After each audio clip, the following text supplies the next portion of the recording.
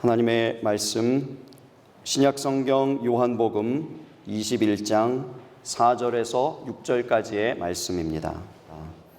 날이 새어갈 때에 예수께서 바닷가에 서셨으나 제자들이 예수이신 줄 알지 못하는지라. 예수께서 이르시되 얘들아 너희에게 고기가 있느냐? 대답하되 없나이다. 이르시되 그물을 배 오른편에 던지라. 그리하면 잡으리라 하시니 이에 던졌더니 물고기가 많아 그물을 들 수 없더라. 아멘. 하나님 앞에 변함없는 것을 우리는 신실하다 얘기합니다. 근데 그 변함없음도 늘 점검이 필요합니다. 그 점검을 해야 그 변함없는 모습들이 계속 유지될 수 있겠죠. 그래서 여러분들이 이렇게 암송할 수 있었던 것은 기억이 가물가물할 때마다 다시 한번 되뇌이고 가물가물할 때마다 다시 한번 떠올렸기 때문인 줄로 믿습니다. 어떤 마을에 홍수가 났습니다. 그 마을에 있는 어떤 목사님이 기도합니다. 하나님, 이 홍수에서 저를 건져 주소서. 그 기도가 끝나자마자 선한 이웃이 목사님에게 찾아왔습니다. 목사님, 도와드리겠습니다. 함께 이 마을을 빠져나가시죠. 이 목사님이 웃으면서 여유 있게 대답합니다. 아닙니다. 우리 주님이 구해 주실 것입니다. 물은 점점 불어납니다. 경찰관이 집의 문을 두드립니다. 목사님, 이 보트에 타시지요. 이 목사님이 변함없이 또 똑같은 대답을 합니다. 아닙니다. 우리 주님이 구해 주실 것입니다. 홍수에 휩쓸려 사망하셨어요. 여러분, 그 변함없는 것도 좋은데 그 변함없음이 점검돼야 됩니다. 언제든지 이 변함없는 나의 대답이, 나의 신앙과 믿음이 정말 하나님 앞에 합당한 것인지 합한 것인지 늘 점검하는 것이 필요합니다. 이 검증 없이 변함없는 것을 우리는 전문적인 용어로 이렇게 정의합니다. 똥꼬집.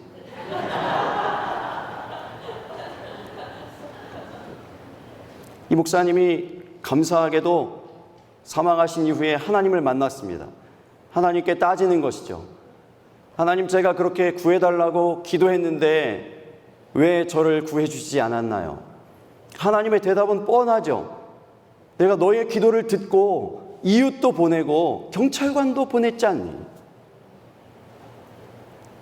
눈을 들어 산을 보아라. 너의 도움 어디서 오나? 천지 지으신 너를 만드신 여호와께로다. 눈을 들어 어디를 보라고요? 산을 보는 거예요. 하늘을 보면 몇 걸음 못 가서 자빠집니다. 하늘을 보면서 우리가 어떻게 걸어갈 수 있겠어요? 산을 보는 거예요. 산을. 이 의미는요, 그 시대에 그 땅에 있는 높은 산, 헐몬산을 보는 것입니다. 헐몬산에 만년설이 덮여 있어서 그 땅에 건기가 와도 비 한 방울 내리지 않아도 그 땅에 습기가 제공되는 거예요. 1년 365일. 강이 마르지 않고 샘이 그치지 않는 은혜가 임하는 것입니다. 그 산을 보면서, 그 산의 그 섭리를 보면서, 그 원리를 보면서 하나님의 도우심을 깨달으라는 것입니다. 우리 하나님의 은혜는 이처럼 구체적이고 실제적인 것을 믿으시기 바랍니다. 우리 하나님은 하늘에만 계시지 않아요. 이 땅에 바로 지금 여기에 실제하시는 하나님, 살아계시는 하나님이신 것을 믿으시기 바랍니다. 여러분, 우리는 무엇을 바라보고 있습니까? 어디를 바라보고 있습니까? 무엇을 의지하고 있습니까?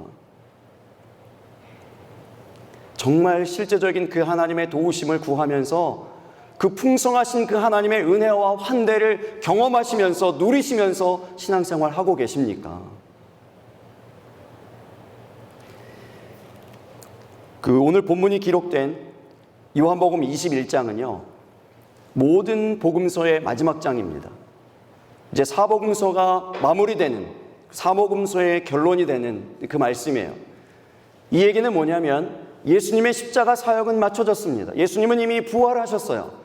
그래서 요한복음 20장, 우리가 읽은 21장의 바로 전장에 보면 제자들과 예수님이 감격적으로 만납니다. 부활하신 예수님이 제자들을 찾아오셨어요. 그런데 마침 그 자리에 한 명이 빠졌죠. 누구죠? 도마가 빠졌어요.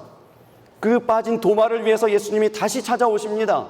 그리고 그 손의 못자국, 옆구리의 창자국을 보여주시면서 내가 바로 부활하신 예수다라는 것을 증거해 주셨어요. 그때 도마가 예수님께 뭐라고 고백합니까? 나의 주님이시요 나의 하나님이시니이다. 감격적인 예수님과의 만남이 있었습니다. 그런데 그 이후 21장으로 넘어가는 그 장면에서 제자들의 이 모습은 그 감격적인 만남, 예수님과의 만남과 자연스럽게 연결되지 않습니다. 뭔가 부자연스러워요.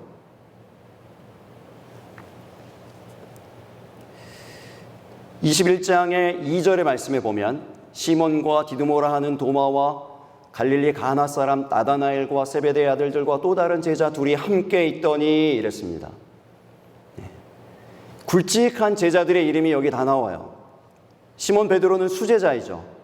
디드모라 하는 도마는요, 왜 이름이 거론됐는가 하면 바로 직전 장인 20장에서 예수님을 감격적으로 가장 극적으로 만난 사람이잖아요. 그 못자국을 보면서, 창자국을 보면서 나의 주님이시여 나의 하나님이시니이다 라고 고백했던 그 제자가 나옵니다. 그리고 예수님께서 이 나다나엘을 향해서 그 속에 간사한 것이 없도다 라고 칭찬해 주셨던 바로 그 제자 나다나엘이 나오고요. 세베대의 아들들은 야고보와 요한을 얘기합니다. 그리고 제자 둘이 더 있었다고 했습니다. 모두 합하면 몇 명일까요? 7명입니다. 7명. 12제자 가운데 7명의 제자, 대다수의 제자들이 함께 모여 있었다고 했어요. 근데 이 제자들이 이제 어떤 결정을 내리는가 보세요. 3절의 말씀에 보면 시몬 베드로가 나는 물고기 잡으러 가노라 하니 그들이 우리도 함께 가겠다 하고 나가서 배에 오르니 그날 밤에 아무것도 잡지 못하였더니 그랬습니다. 어떤 결정을 했다고요? 물고기 잡으러 가노라. 눈을 의심하고 귀를 의심할 만한 결정입니다. 3년 동안 예수님께 직접 제자 훈련을 받았습니다. 감격적으로 예수님을 만났습니다. 부활하신 예수님을 눈으로 직접 목도했어요. 예수님이 부활하신 것을 보았습니다. 만났습니다. 경험했습니다. 그 못자국을 보았어요. 창자국을 보았습니다. 그런데 곧바로 이어지는 그 21장에서 이들은 물고기 잡으러 가노라. 제자들은 왜 이런 결정을 내릴까요? 왜 이런 선택을 할까요? 왜 이런 말을 할까요?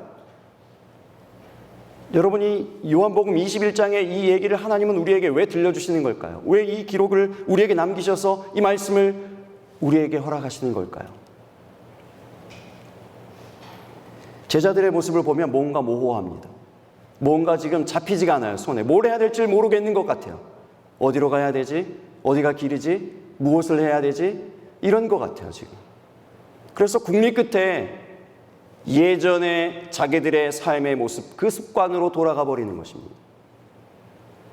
늘 하던 고기잡이 하는 거예요. 수제자인 이 시몬 베드로가 하니 나머지 제자들도 따라가는 것입니다. 그들은 여전히 어둠입니다. 오늘 본문의 시작이래요.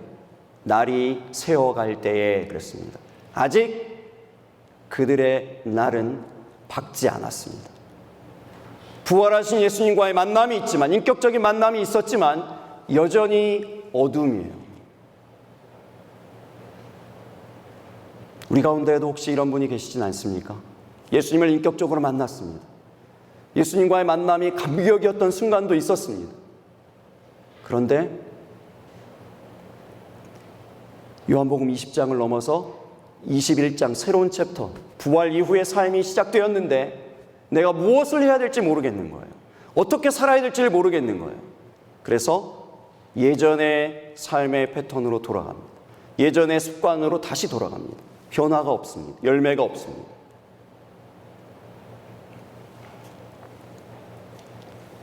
예수님 만나기 이전의 삶으로 돌아가는 것입니다. 그래서 요한복음 21장 4절에서 6절의 말씀은 우리에게 참으로 중요합니다. 이 말씀은 이렇습니다. 날이 새어갈 때 예수께서 바닷가에 서셨으나 제자들이 예수이신 줄 알지 못하는지라. 예수께서 이르시되 얘들아 너희에게 고기가 있느냐? 대답하되 없나이다. 이르시되 배 오른편에 그물을 던지라. 그리하면 잡으리라 하시니 이에 던졌더니 물고기가 많아 그물을 들 수 없더라. 할렐루야. 모든 것이 모호한 상황 가운데서 분명한 두 가지가 이 말씀 가운데 있어요. 하나는 그들에게 물고기가 없다는 차가운 현실입니다. 밤이 새도록 수고했는데 손에 건진 것이 없습니다. 남아있는 것이 없습니다. 두 번째는 그 차가운 현실에 대하여서 우리 주님이 말씀하시는 그 따뜻하고 친절한 말씀이에요. 그물을 배 오른편에 던지라. 그리하면 잡으리라. 이 말씀입니다. 여러분, 이 두 가지예요. 우리 현실은 여전히 냉혹합니다. 날씨처럼 차갑습니다. 그런데 그 냉혹하고 차가운 현실만 있는 것이 아니고 우리 가운데 실제하시고 살아계시고 역사하시는 그 하나님의 말씀도 있음을 기억하시기 바랍니다. 그 말씀이 그 차가운 바다에, 그 어두운 바다에 들려지는 거예요. 들려지는 거예요. 그물을 배 오른편에 던지라. 그리하면 잡으리라. 그렇다면 이 오른편은 어디일까요? 오른편에 그물을 던진다는 것은 어떤 의미일까요? 예수님께서 다른 복음서에서 이 오른편에 대한 말씀을 자세히 하신 적이 있습니다. 마태복음 25장 31절에서 33절까지의 말씀이에요.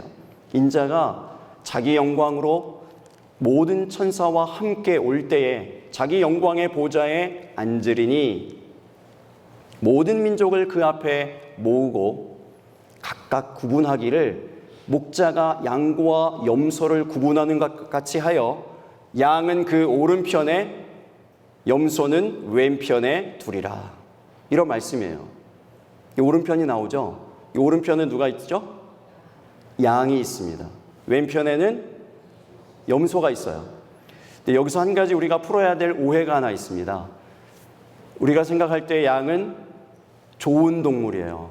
온순하고 순한 동물이어서 이제 오른편에 있고, 염소는 뿔 달리고 들이받고 고집이 세고 나쁜 동물이어서 왼편에 있다, 이렇게 생각을 하시는데, 그때 예수님 시대에 당시에 목축을 하던 사람들이 이 말씀을 들었을 때는 그렇게 받아들이지 않았을 것입니다.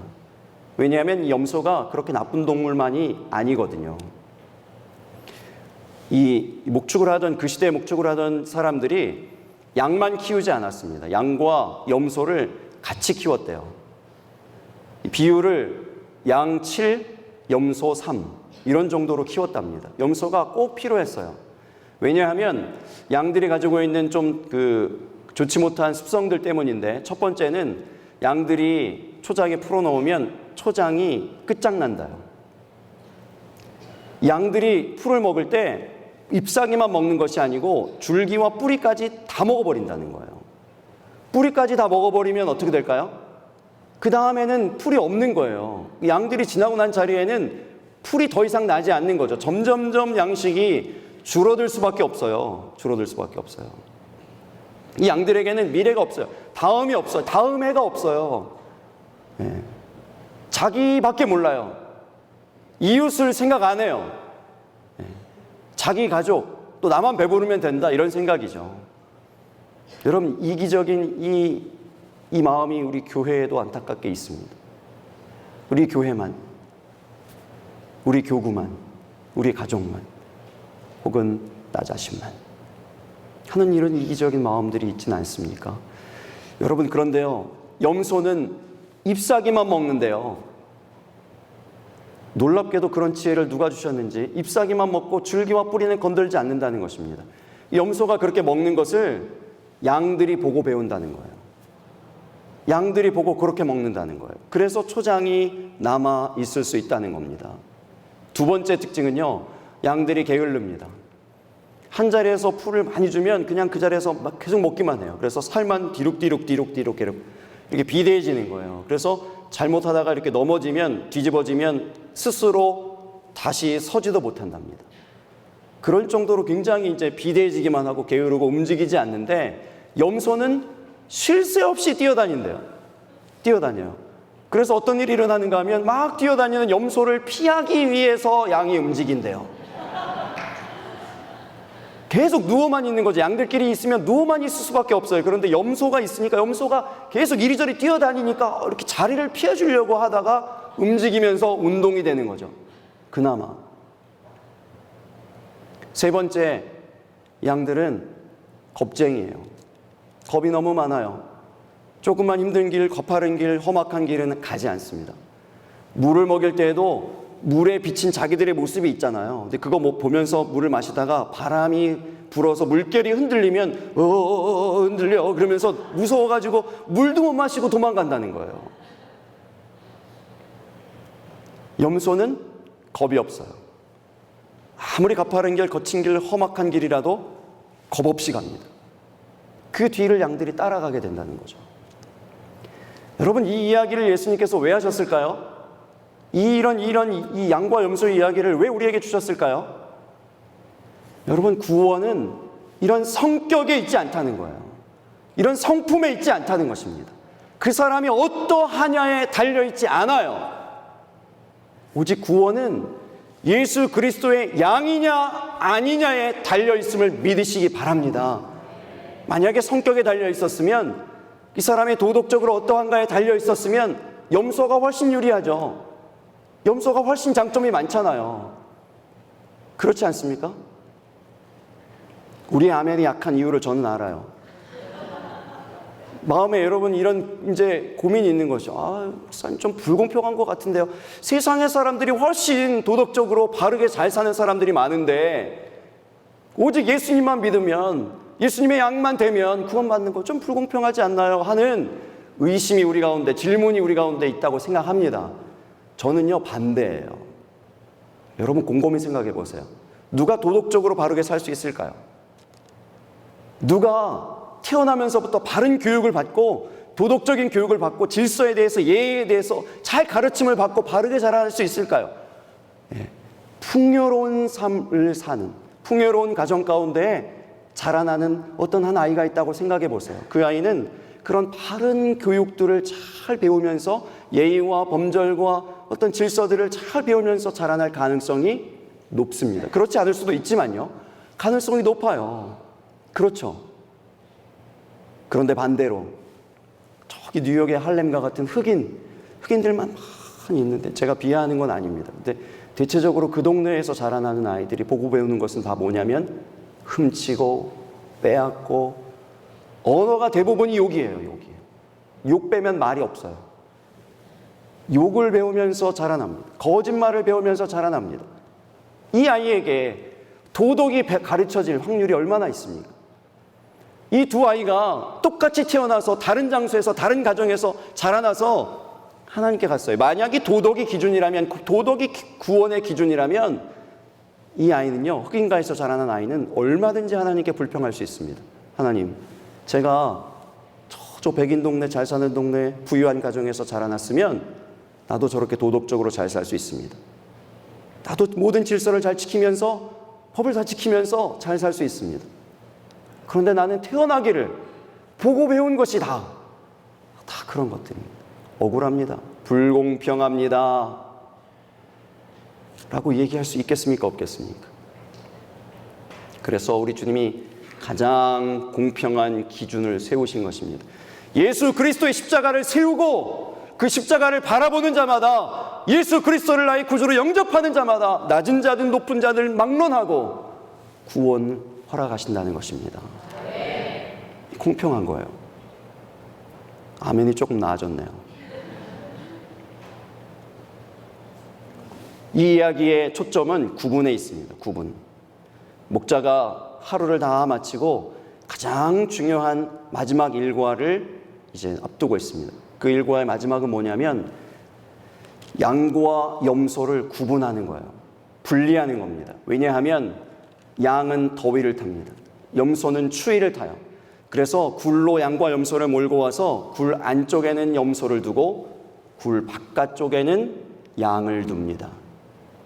구분하는 거예요. 목자가 구분하는 것 같이 이렇게 말씀했잖아요. 구분한다는 거예요. 여기서 중요한 점은요, 양의 자리와 염소의 자리, 중간 지대가 없다는 것입니다. 어중간한 자리는 없어요. 여러분, 구원의 회색 지대는 없는 것을 믿으시기 바랍니다. 양의 자리이냐, 염소의 자리이냐일 뿐이에요.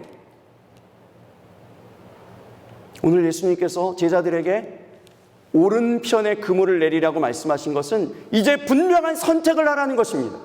이 오른편 믿음의 자리를 선택해서 거기에 그물을 내리라는 거예요. 거기가 너희들이 있어야 할 자리라는 거죠.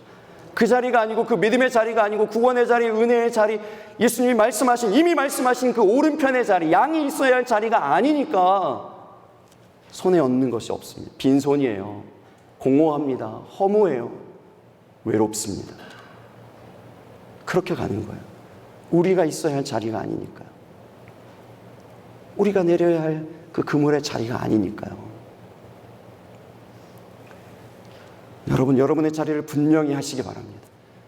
내가 뭔가 공허하고 모호하고 내가 뭘 해야지, 어디로 가야지, 어떻게 살아야지 하는 마음들이 있다면 여러분의 자리를 먼저 점검해 보시길 바랍니다. 여러분의 자리는 어디여야 합니까? 기도의 자리가 되실 수 있기를 예수님 이름으로 축복합니다. 예배의 자리가 되시기를 예수님 이름으로 축복합니다. 헌신의 자리, 봉사의 자리로 나오세요. 거기에 그물을 내리는 겁니다. 요즘에 새벽 예배에 얼마나 많은 분들이 나와서 기도함으로 부르짖으며 간구하시는지 모릅니다. 그게 기도의 그물을 내리는 거예요. 그 자리가 믿음의 자리예요. 그 자리가 예수님이 말씀하신 그 물고기가 그물을 들 수 없을 정도로 올라오는 그 자리라고요. 그 자리라고. 기도하실 수 있기를 바랍니다. 예배의 자리 찾아 나오시기 바랍니다. 주중의 예배에 더 많이 오실 수 있기를 바랍니다. 우리의 신앙이 식어지는 것은 주님이 우리에게서 멀어져서가 아니에요. 우리가 멀어지기 때문에 그렇습니다. 수요예배가 여러분 왜 생겼는지 아세요? 누가 도대체 수요예배를 만든 거야? 이런 마음 혹시 갖고 계신 분 있습니까? 목사님들 사이에는 우스갯소리로 그래요. 누가 도대체 새벽 예배를 만든 거야? 그런데 알고 봤더니 성경을 보니까 예수님이 만드셨어요. 수요예배는 왜 생겼는지 아세요? 1907년 평양 대부흥 때 부흥이 일어났습니다. 하루 종일 예배하고 일주일 내내 예배했는데 너무너무 뜨거운 거예요. 너무 좋은 거예요. 근데 그 부흥회가 끝났어요. 그리고 이제 평상시로 돌아왔어요. 주일날 예배 드리잖아요. 주일과 주일 사이가 너무 먼 거예요. 너무 먼 거예요. 그리고 본인들의 그 뜨거웠던 신앙이 식어지는 것이 경험되는 겁니다. 이렇게 식어지면 안 되는데, 이렇게 약해지면 안 되는데, 이걸 붙들어야 되겠다는 마음으로 주중에 모이기 시작했다는 겁니다. 예배의 자리 회복하실 수 있기를 바랍니다. 헌신의 자리, 봉사의 자리, 그 자리에 그물을 던지시기 바랍니다. 어떤 권사님이 이런 이제 간증을 합니다. 어떤 권사님이 아들 등록금을 가방에 넣고, 왜 그 등록금을 넣고 교회에 오셨는지는 모르겠습니다. 근데 그 아들 등록금, 어렵게 마련한 등록금을 가방에 넣고 교회에 오셨대요. 근데 교회에 오시는 길에 그만 소매치기를 당하셨어요. 아들의 등록금, 그 귀한 등록금을 다 잃어버렸습니다. 교회에 와보니까 그 가방 밑이 완전히 찢어진 거예요. 이런 상황에 있는데 그 교회의 여자 전도사님이 그 권사님에게 가서, 권사님, 우리 신방해야 될 때가 있는데요, 우리 전도해야 될 때가 있는데요, 우리 새로운 성도가 있는데 신방하고 전도하고 해야 됩니다. 설명을 하는 거예요. 여러분 같으면 어떻게 하시겠어요? 저는 일단 이 전도사님이 대단한 분이라고 생각해요. 그렇지 않습니까? 이 자초지정을 다 설명드렸거든요. 가방 찢어진 걸 다 보여드렸거든요. 그런데 그럼에도 불구하고 변함없이 권사님 신방 갑시다, 권사님 전도합시다, 이렇게 도전할 수 있는 이 전도사님이 대단하다, 이런 생각이 들어요. 그런데 더 대단한 분은요, 그 권사님이에요. 따라 나섭니다. 따라가요. 하루 종일 신방하고 전도하고 집에 가서 이불 뒤집어 쓰고 웁니다. 방법이 없습니까? 그 큰 돈을, 어렵게 마련한 그 큰 돈을 잃어버렸으니까요. 돈을 다시 찾지 못했습니다. 그러나 우리 하나님은요, 그 돈을 찾을 필요 없게 만들어 주신 것을 믿으시기 바랍니다. 그 아들이 전액 장학금을 받았거든요. 하나님 넘치도록 부어주시는 거예요. 슬퍼하는 대신, 눈물 흘리며 자책하는 대신, 이놈의 정신머리, 내 인생은 왜 이렇게 꼬이는 거야, 자책하는 대신 오히려 헌신의 자리에 나가고 오히려 봉사하는 자리에 하루를 보내었더니 하나님께서 넘치도록 채워주십니다. 여러분, 이러한 간증이 우리 교회 안에 차고 넘치게 되기를 예수님 이름으로 축복합니다. 그물을 던져야지요. 그물을 던져야지 건질 것 아닙니까? 저는요, 오늘 본문을 묵상하는데 정말 가장 놀랐던 것이 한 가지가 있습니다. 뭐냐 하면 우리 주님이 단 한 번도 이 제자들을 꾸짖지 않으신다는 거예요. 나무라지 않으시는 거예요. 저 같으면 엉뚱한 일을 하고 있는 이 제자들, 아니 나가서 전도해야지, 예수님 일 해야지, 예수님 부활하신 예수님 만났고 이제 사역을 시작해야 되는 이들이 뭘 해야 될지 몰라서 바닷가에 가서 고기를 잡고 있는 이 제자들, 너희들 거기서 뭐 하고 있니? 이렇게 한마디라도 할 법한데 우리 주님이 한마디도 그런 얘기를 안 하시는 거예요. 꾸지람이 없어요. 나무라질 않으시는 거예요. 그리고 오히려 그물을 던지시래요. 방향까지 알려주세요. 그리고 그 그물에 가득 고기를 낚게 해주시는 거예요. 지금 엉뚱한 곳에 가 있는데요, 엉뚱한 일을 하고 있는데 거기에 그 그물에 고기를 가득 채워주시는 거예요. 이 한량 없는 사랑에, 이 측량 없는 이 예수님의 사랑에 이 제자들이 모든 것을 버리고 다시 예수님을 좇는 제자의 삶을 살아가는 것 아닙니까? 어느 아프리카 부족의 추장 아들 이야기가 있는데요, 그 추장 아들이니까 얼마나 성대하게 결혼식을 했을까요? 결혼식을 하는데 얼마나 어여쁜 아내를, 신부를 얻을까요? 근데 그 부족의 전통이 있는데 그 아내의 미모의 정도에 따라서 송아지 마리수가 결정된대요. 그래서 미모가 평균이면 1마리, 조금 이쁘다 그러면 2마리, 최고의 미모다 그러면 3마리, 이렇게 이제 정해진답니다. 그런데 이제 이 추장 아들이 딱 그 아내 될 사람을 결정했는데 모두가 놀랐어요. 이 여인은 1마리도 아까워요. 모두가 볼 때 의아해하는 거죠. 아니 어떤 저렇게 박색을 어떻게 추장 아들이나 돼가지고 최고의 미인을 얻을 수도 있는 그 자리인데 너무나 아닌 그런 분을 선택을 한 거죠. 그러면서 이 추장 아들이 그 신부의 가족에게 송아지 10마리를 드립니다. 가장 의아할 사람은 누굴까요? 신부예요. 신부가 첫날 밤에 신랑에게 묻습니다. 내가 정말 송아지 10마리의 가치가 있나요? 신랑이 진심 어린 눈으로 얘기합니다. 당신은 나에게 송아지 10마리 이상의 가치가 충분히 있는 존재입니다. 내게 만약에 송아지 10마리 이상이 있었다면 있는 것을 다 주었을 것입니다. 이 여인이 그 이야기를 듣고 감동합니다. 감격합니다. 내가 이런 존재였다니, 내가 이런 가치 있는 존재였다니. 생각이 바뀌고, 그러니 표정이 바뀌고, 인상이 달라지고, 미모까지 달라진 것을 믿으시기 바랍니다. 그래서 미모가 달라져서 송아지 10마리의 미모로 칭송받게 되었다는 거예요. 정말로. 여러분, 저와 여러분은 어떤 존재입니까? 송아지 10마리하고는 비교할 수도 없는 예수 그리스도의 그 생명으로 값주고 사신 존재인 것을 여러분 믿으시기 바랍니다. 그 넘치는 은혜, 그 측량할 수 없는 그 한량 없는 은혜, 그 은혜를 받고 그것에 감격하여서 살아가는 것이 신앙의 생활이라고 말씀드렸어요. 저와 여러분의 삶의 모습은 어떠합니까? 바닷가에 서 계신 예수님을 알아보지도 못할 만큼 주님과 멀어져 있는 옛 습관으로 돌아가 버린 우리들은 아닙니까? 그러한 우리들에게 예수님께서 오늘 오셔서 말씀하십니다. 얘들아, 너희에게 고기가 있느냐?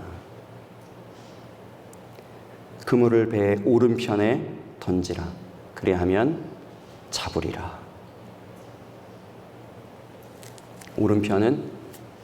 이 오른편은 양처럼 이기적이고 게으르고 겁쟁이인 저와 여러분에게 우리 주님이 예비해 주신 은혜의 자리인 것을 믿으시기 바랍니다. 우리가 진정으로 그물을 내려야 하는 믿음의 자리인 것을 기억하실 수 있기를 바랍니다.